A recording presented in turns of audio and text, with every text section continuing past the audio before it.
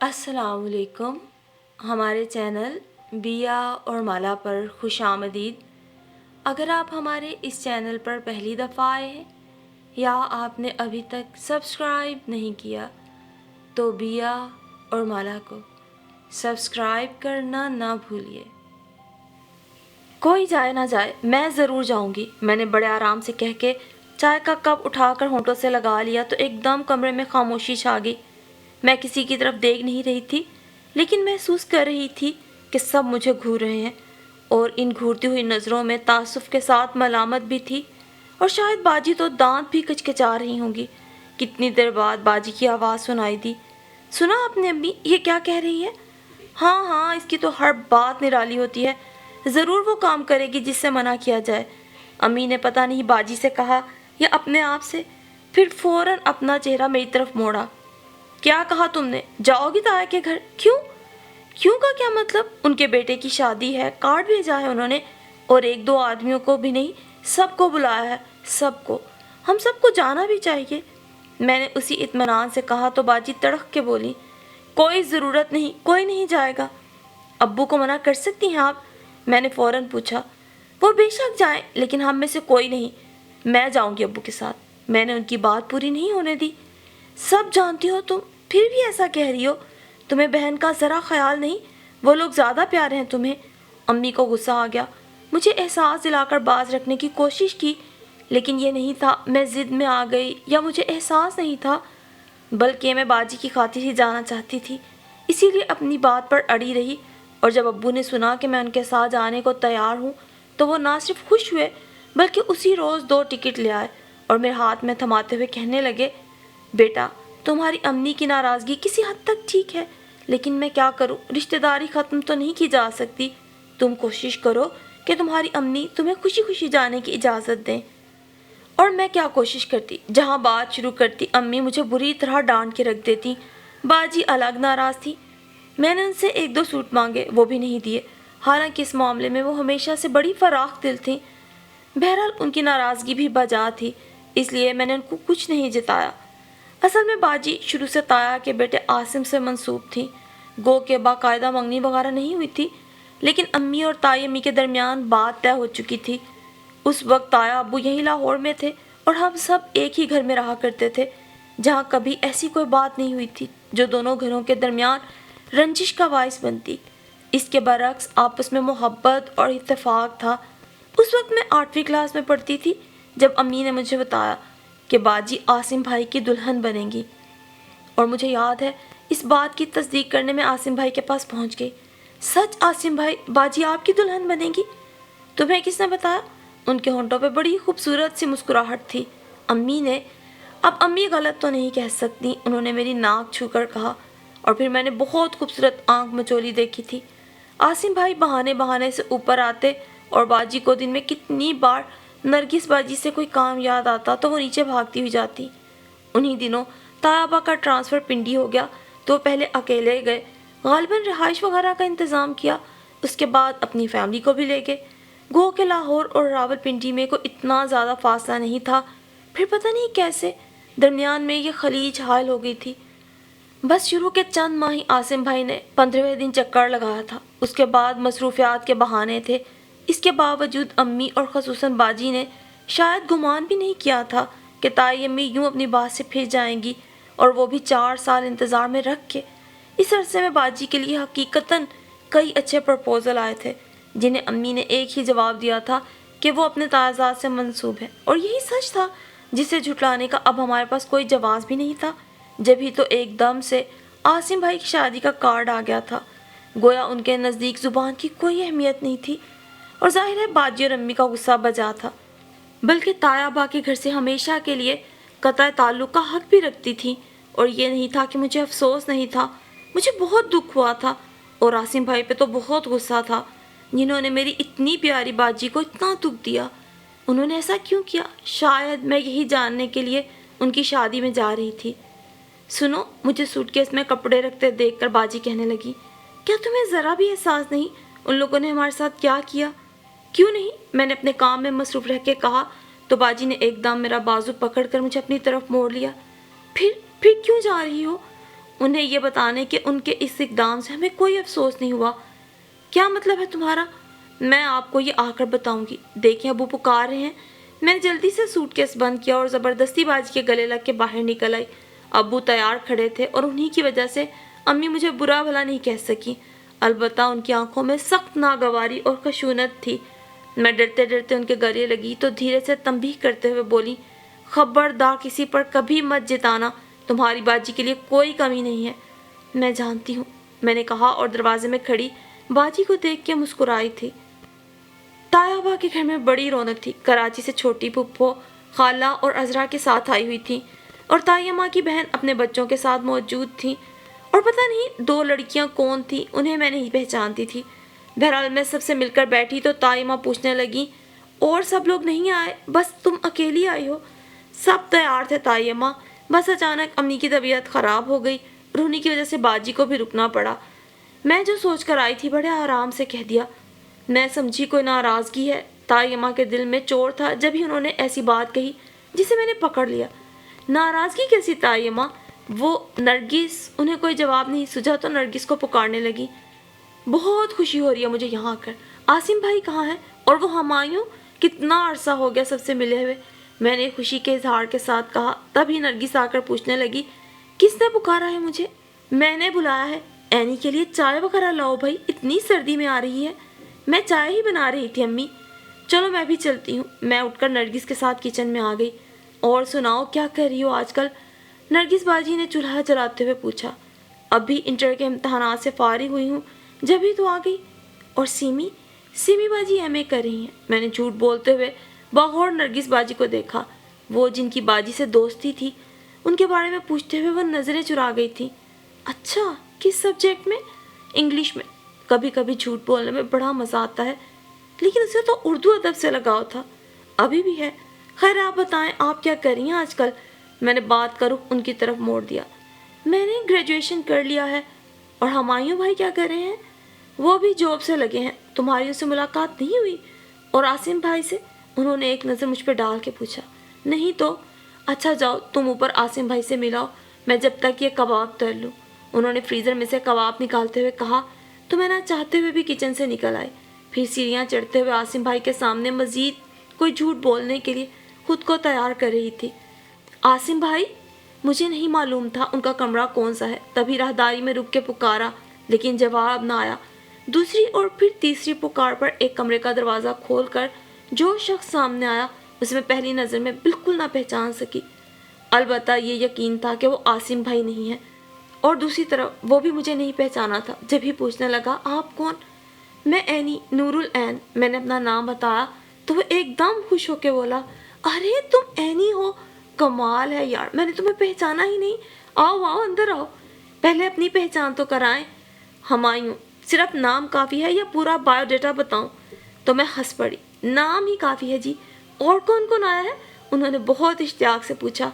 बस मैं और अब्बू। अम्मी की तबीयत ठीक नहीं थी इसलिए नहीं आ सकी, बहुत माजरत कर रही थी। और सीमी? उन्होंने खोजती हुई नज़रों से देखा तो इस बात पर मेरी ज़ुबान लड़खड़ा गई। वो अम्मी की वजह से नहीं आई। जाहिर है अम्मी के पास किसी को तो रुकना था। मैं आती या वो, और मैंने ज़िद की। तुम ज़िद्दी तो कभी नहीं थी। उनकी नज़रें अभी भी मुझ पर जमी हुई थी।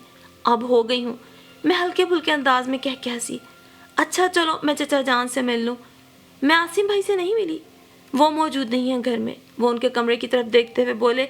फिर आगे बढ़ गए तो मैं भी उनके पीछे चल पड़ी। और फिर रात के खाने पर ही आसिम भाई से मुलाकात हुई। खसा लिया दिया अंदाज था उनका, जबकि बाकी सबके साथ हंस बोल रहे थे, सिर्फ मुझसे ही ऐसे थे। मैं समझ गई अंदर से ख़ाइफ हैं कि कहीं मैं कुछ जिता ना दूँ, और मेरा कोई ऐसा इरादा नहीं था। अलबत्ता मैं ये ज़रूर जिताना चाहती थी कि उनकी तरह हमारे नज़दीक भी गुजरी किसी बात की कोई अहमियत नहीं। और मैं बड़ी बेचैन थी। जब तक टेबल पर अब्बू और तायाबू मौजूद रहे मैं बमुश्किल खुद पर जबर किए बैठी रही। और जब वो दोनों चले गए तब मैंने आसिम भाई के साथ बैठी फुप्पो को मुखातिब करके कहा, फुप्पो, बाजी की शादी में भी आपको पहले से आना है। मैंने महसूस किया सब मेरी तरफ मुतवज्जो हो गए थे। आएंगी ना फुप्पो? हाँ हाँ क्यों नहीं, अल्लाह जल्दी वो घड़ी लाए, सीमी के नेक नसीब हों, अच्छा बढ़ मिले उसे। फुप्पो ने दुआ या कलमात के साथ कहा। आपकी दुआएं हैं फुप्पो, باجی کی جہاں بات ہوئی ہے وہ سب لوگ بہت اچھے ہیں، میں کہہ کر اپنی پلیٹ پہ جھک گئی۔ سیمی کی بات کر رہی ہو؟ کہاں نسبت طے ہوئی اس کی اور کب؟ تائیمہ کے اچھمبے پر میں نے اس سے زیادہ حیرت کا اظہار کیا۔ آپ کو نہیں پتا تائیمہ؟ باجی کی منگنی کو تو 1 سال ہو گیا ہے، اور اب تو فیضان بھائی امریکہ سے آنے والے ہیں، ان کے آتے ہی شادی طے ہو جائے گی۔ فیضان نام ہے ان کا؟ کیسے ہیں؟ پھپھو کی بیٹی عذرا نے بڑے اشتیاق سے پوچھا۔ بہت اچھے، بہت ہینڈسم، امریکہ سے انجینئرنگ کی ڈگری لے کر آ رہے ہیں۔ میں نے کنکھیوں سے عاصم بھائی کو دیکھا، ان کے چہرے پر خجالت نے مجھے بہت اطمینان اور خوشی بخشی تھی۔ حالانکہ جو کچھ میں نے کہا سب جھوٹ تھا، اور سچ بول کے کیا ملتا مجھے؟ احساس توہین جو اب میں نے ان کے کھاتے میں ڈال دیا تھا۔ اگلی شام دلہن کے ہاں مہندی لے کر جانا تھا۔ سب اپنی اپنی تیاریوں میں لگے ہوئے تھے۔ مجھے ایک تو عذرا کے بال بنانے میں دیر ہو گئی، اس کے بعد اپنی تیاری، اور جب میں باہر نکل کر آئی تو تینوں گاڑیوں میں کہیں جگہ نہیں ملی۔ ادھر امی کے پاس چلی جاؤ نا، نرگس باجی نے اگلی گاڑی کی طرف اشارہ کر کے کہا، پھر خود اتر کر میرے ساتھ آئیں، لیکن تائیمہ کے پاس بالکل جگہ نہیں تھی۔ تب مجبوراً نرگس باجی کو مجھے اپنے ساتھ بٹھانا پڑا۔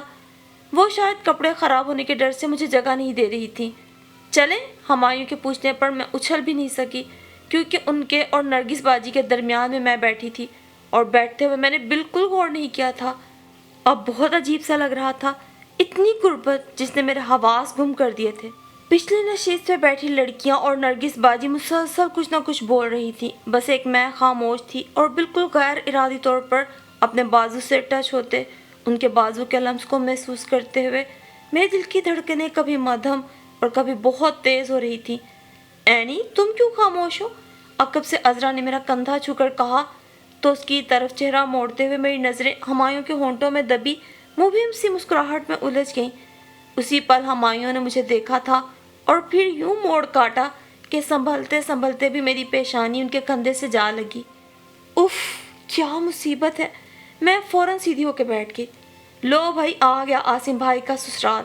ہمایوں نے وسیع رقبے پہ پھیلے عالیشان بنگلے کے سامنے گاڑی روکی تو میں سچ مچ بہت حیران ہو کے دیکھنے لگی تھی، کیونکہ تایا ابا کی تو اتنی حیثیت نہیں تھی۔ اور پھر معمولی صورت کی دلہن کو دیکھ کر اپنے آپ میں ہی سمجھ میں آ گیا کہ عاصم بھائی نے بنگلہ، گاڑی اور پیسے کے عوض خود کو بیچ ڈالا ہے۔ اس رات پھپھو کتنی دیر تک مجھ سے ہی باتیں کرتی رہیں۔ یہ دلہن لائی ہیں بھابھی بیگم، ذرا عاصم کے جوڑ کی نہیں، اس سے اچھی خوبصورت لڑکیاں تو خاندان میں موجود تھیں۔ پتہ نہیں پھپھو کا اشارہ باجی کی طرف تھا یا انہوں نے یوں ہی ایک بات کہی۔ خاندان کی کوئی لڑکی اپنے ساتھ یہ اتنا کچھ تو نہیں لا سکتی تھی نا پھپھو؟ میں نے کہا تو پھپھو تائید کرتی ہوئی بولی، ٹھیک کہتی ہو، لیکن اب عاصم تو ہاتھوں سے نکل گیا نا، وہ لڑکی کہاں اس گھر میں رہے گی؟ عاصم کو لے کر اپنے بنگلے میں چلی جائے گی۔ ہو سکتا ہے۔ مجھے عاصم بھائی پہ تھوڑا افسوس بھی ہو رہا تھا۔ اور پھر ولیمے کے بعد ابو نے مجھے واپسی کی تیاری کرنے کو کہا تو تایا ابو کے ساتھ نرگس باجی بھی میرے رکنے پر اصرار کرنے لگی، اور میری سمجھ میں نہیں آیا کہ کیا کروں۔ امی اور باجی کی ناراضگی کا خیال سے جانا چاہتی تھی، جبکہ دل رکنے کو آمادہ تھا۔ سارا وقت تو شادی کی مصروفیت میں گزر گیا، اب فارغ ہوئے ہیں تو ہم تمہیں خوب گھمائیں گے۔ مری، اسلام آباد، پتہ ہے مری میں برف باری ہو رہی ہے۔ نرگس باجی نے میرے اشتیاق کو ہوا دی، پھر ابو سے کہنے لگی، چچا جان، اینی کو کچھ دن یہیں رہنے دیں، یوں بھی آج کل یہ فارغ ہے۔ اینی کی مرضی ہے بیٹا، رہنا چاہے تو مجھے کوئی اعتراض نہیں۔ ابو میری مرضی پہ سب چھوڑ کے خود بری و ذمہ ہو گئے، اور میں گو کی کیفیت میں کھڑی تھی کہ قریب سے ہمایوں سے گوشی کرتے ہوئے نکل گئے، تمہیں ابھی رکنا ہے۔ ان کے لہجے میں التجا تھی نہ تحکم، اور جانے کیا تھا۔ میں اپنا سوٹ کیس اٹھا کر نرگس باجی کے کمرے میں رکھ آئی۔ مجھے ہمیشہ سے برف باری دیکھنے کا بہت شوق تھا، اور میں سچ مچ دیوانی ہو گئی۔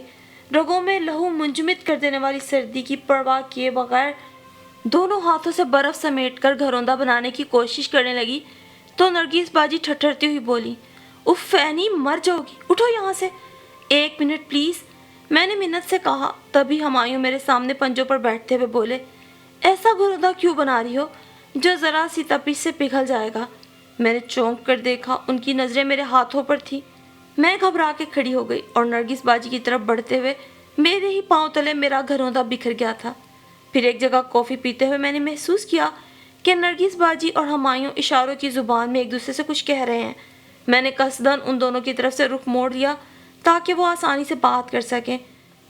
کیونکہ باجی بھی اکثر کسی تیسرے کی موجودگی میں مجھے یوں ہی اشاروں میں بات سمجھانے کی کوشش کرتی، مجھے کوئی بات سمجھ آئے یا نہ، کیونکہ میں تو اس معاملے میں بہت اناڑی تھی، تو باجی جھنجھلا جایا کرتی، اس لیے میں نے ان دونوں کی طرف سے اپنا دھیان ہٹا لیا تھا۔ سنو، کچھ دیر بعد نرگس باجی مجھے اپنی طرف متوجہ کر کے کہنے لگی، تمہیں یاد ہے جب ہم لاہور میں تھے تو ہماری ماں نے عاصم بھائی اور سیمی کی نسبت طے کی تھی؟ پھر میں نے جواب کی بجائے سوال اٹھا دیا، پھر یہ کہ تم لوگوں کو عاصم بھائی کی شادی پر حیرت تو ہوئی ہوگی، انہوں نے کہا تو میں بظاہر لاپرواہی سے کندھے اچکا کے بولی، نہیں، ایسی کوئی حیران کن بات تو نہیں ہے۔ کیسے نہیں ہے؟ ہمایوں بول پڑے، نہ صرف حیران کن ہے بلکہ افسوسناک بھی۔ کیا اب تک سیمی کو اس انتظار میں نہیں بٹھایا گیا کہ؟ نہیں ہمایوں بھائی، میں نے ان کی بات پوری نہیں ہونے دی۔ امی نے تو بہت پہلے سمجھ لیا تھا کہ ان کے اور تائے ماں کے درمیان طے ہونے والی بات کی کوئی اہمیت نہیں، کیونکہ اس طرف سے بالکل خاموشی تھی۔ اگر وقفے وقفے سے یاد دہانی کرائی جاتی تب تو امی باجی کو بٹھائے رکھتی، اور باجی نے بھی بہت جلد حقیقت کو تسلیم کر لیا تھا، جب ہی تو فیضان بھائی کے ساتھ ان کی منگنی ہوئی، وہ بھی ان کی پسند سے۔ کیا واقعی تم سچ کہہ رہی ہو؟ نرگس باجی نے بے یقینی سے پوچھا۔ جھوٹ بول کے کیا ملے گا مجھے باجی؟ میں نے قصدن مسکرا کر ہمایوں کی طرف دیکھا تو اس نے یوں گہری سانس کھینچی جیسے دل سے کوئی بوجھ اتر گیا ہو۔ تب نرگس باجی کہنے لگی، ہم نے خاموشی یوں اختیار کر لی تھی کہ عاصم بھائی اپنے دل میں اور بوس کے چکر میں آ گئے، اور اس تمام عرصے میں ہم سب نے بہت کوششیں کی کہ وہ بہت بڑا آدمی بننے کا خیال چھوڑ دیں، لیکن یقین کرو ہم میں سے کوئی بھی ان کی اس شادی پہ راضی نہیں تھا۔ چلیں، جو ہوا اچھا ہوا۔ میں نے ان کے چہرے پہ ندامت دیکھ کر بات تو ختم کر دی، لیکن اب مجھے اپنے دل پر بوجھ محسوس ہو رہا تھا۔ پتہ نہیں میرا جھوٹ کب تک چلے گا۔ پھر جتنے دن میں طیبہ کے گھر رہی، مجھے ہر دم یہی خدشہ رہا کہ کہیں میرا جھوٹ کھل کر مجھے ان سب کے سامنے شرمندہ نہ کر دے، کیونکہ وہ تو اعتراف کر کے ہلکے ہو گئے تھے اور میرے لیے یہ بہت مشکل تھا۔ شاید اسی خوف سے میں نے واپسی کی رٹ لگا دی۔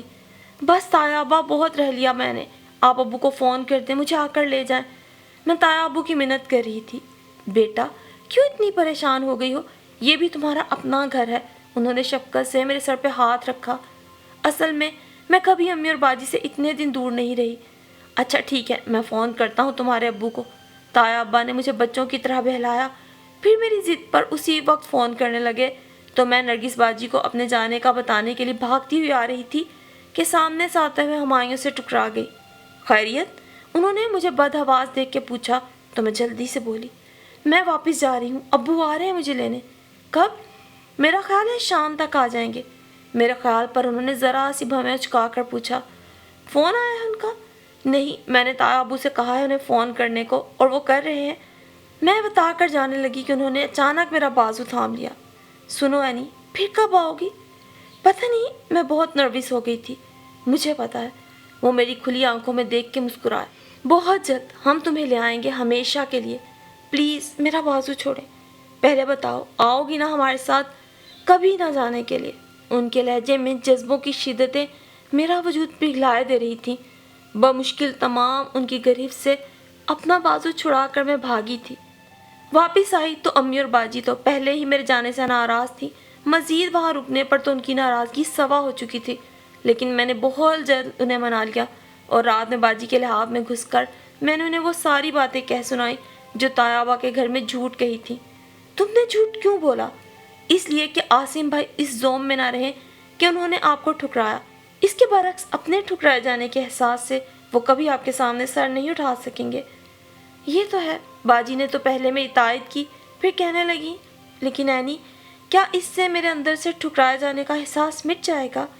مٹ جائے گا، میں نے لاپرواہی سے کہا۔ اچھا یہ بتاؤ نرگس کیسی ہے؟ باجی کو غالباً اپنے نرگس کے ساتھ گزرے دنوں کی یاد آ گئی تھی، جب ہی اشتیاق سے پوچھنے لگی۔ ٹھیک ہے، آپ کو بہت یاد کرتی ہیں۔ اور ہمایوں؟ ہمایوں؟ ہونٹوں کی بے آواز جنبش کے ساتھ میرا دل زور زور سے دھڑکنے لگا تھا اور ذہنی رو بہک گئی۔ کہاں کھو گئی؟ باجی میرا گال تھپ تھپا کے بولی تو میں چونک گئی۔ نیند کا جھونکا آ گیا تھا۔ جاؤ سو جاؤ۔ میں فوراً اٹھ کر اپنے بیڈ میں آ گئی اور لحاف میں منہ چھپا کر اپنی دھڑکنیں شمار کرنے لگی تھی۔ یوں مجھے علم نہ ہوا، اور اس شادی سے آنے کے بعد میری زندگی میں بڑی تبدیلی آ گئی۔ میری زندگی میں خوبصورت موڑ آ گیا تھا۔ میں آہٹوں پر چونکنے لگی تھی اور جاگتی آنکھوں میں جانے کیسے کیسے خواب سجا لیے تھے۔ کتنے دن گزر گئے، ہمایوں نے بہت جلد آنے کو کہا تھا۔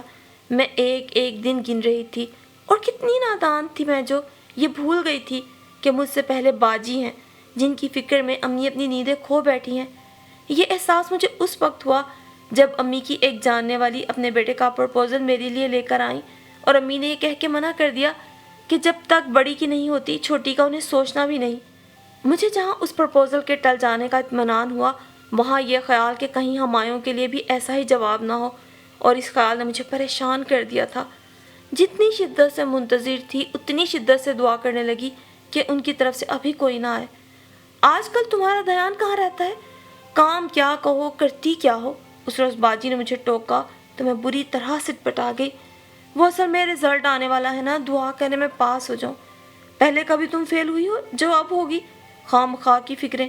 باجی الٹا مجھے لتاڑنے لگی۔ نہیں کام کرنے کو دل چاہتا تو مت کرو، کیوں بگڑ رہی ہیں خام خواہ؟ مجھے بھی اچانک غصہ آ گیا۔ خام خواہ بگڑ رہی ہوں؟ یہ دیکھو، باجی پتیلی میرے سامنے کرتے ہوئے بولی۔ میں نے چاول بھگونے کو کہا، تم نے لے کر آٹے کی لئی بنا دی۔ یہ آٹا ہے؟ میں نے ان کے ہاتھ سے پتیلی جھپٹ لی۔ آٹا؟ اب اسے اپنے سر پہ تھوپو، باجی کہتی ہوئی کچن سے نکل گئی تو بجائے شرمندہ ہونے کے میں ہنستی چلی گئی۔ پھر کچھ دنوں میں میرا رزلٹ آ گیا۔ حسب سابق بہت اچھے نمبروں سے پاس ہوئی۔ اس کے باوجود میں نے آگے پڑھنے سے انکار کر دیا، کیونکہ اب میرا کسی کام کسی بات میں دل نہیں لگتا تھا۔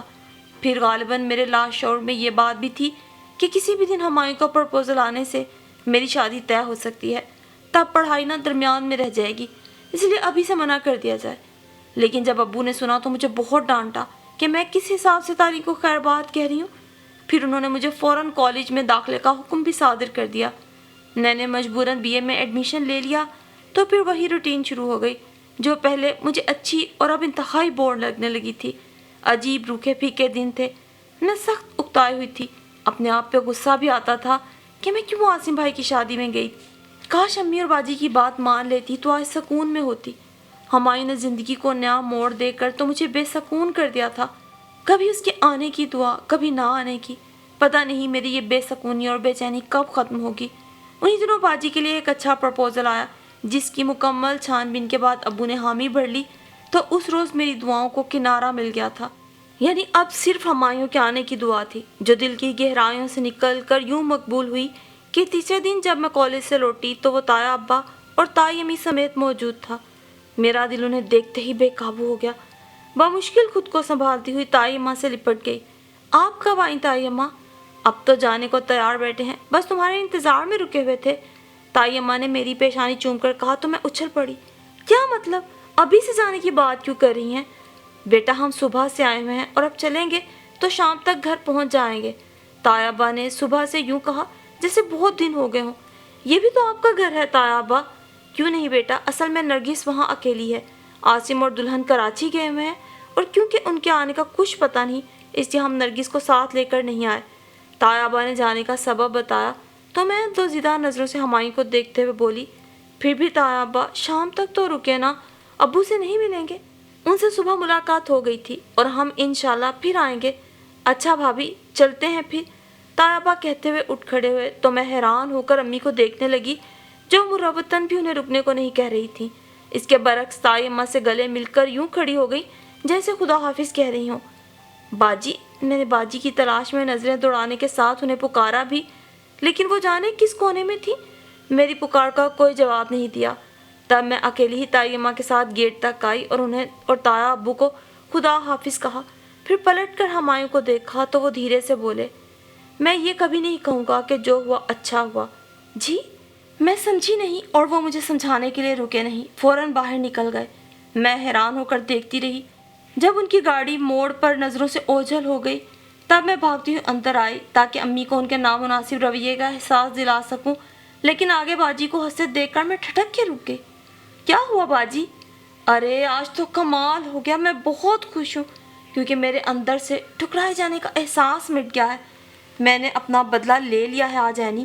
باجی کے چہرے پر ایسی چمک تھی جو اس سے پہلے میں نے کبھی نہیں دیکھی تھی۔ کس سے؟ میں نے قدرے گمسم انداز میں پوچھا تو باجی زور دے کر بولی، انہی لوگوں سے جنہوں نے کبھی مجھے ٹھکرایا تھا۔ पता है अब ये लोग तुम्हारे लिए आए थे। कितने अहमक हैं, ये भी नहीं सोचा कि जिस घर की एक लड़की को रिजेक्ट कर चुके हैं वहाँ की दूसरी लड़की क्यों कर हामी भरेगी भला। फिर भी मैंने ऐसा कुछ नहीं जिताया। फिर मेरा दिल बैठने लगा था। फिर ये कि जो बातें तुमने मेरे बारे में उनसे कही थी वही मैंने भी दोहरा दी। ठीक कहा था तुमने एनी, कभी कभी ना झूठ बोलने में बड़ा मज़ा आता है।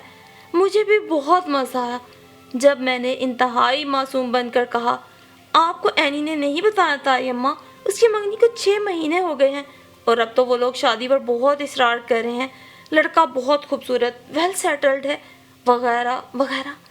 बाजी अपने कारनामे पे खुद ही बेतहाशा हंस भी रही थी और इस तरह लोट पोट होते हुए उन्होंने खुद को बेड पर गिराया तो हंसी के दरमियान मुझे सिसकी की आवाज़ सुनाई दी थी।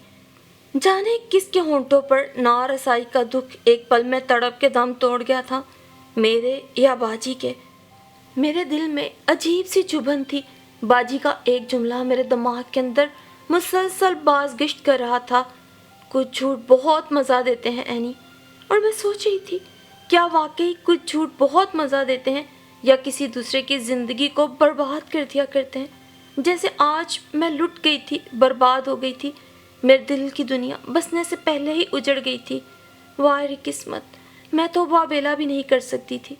मुझसे खुशकिस्मत तो बाजी थी जो अपने ठुकराए जाने का इजहार बरमला कर तो सकती थी, लेकिन मैं कैसी बदकिस्मत थी जो अपने पे गुजरे इस सानहे का दबे लफ्ज़ों में भी किसी से इजहार नहीं कर सकती थी।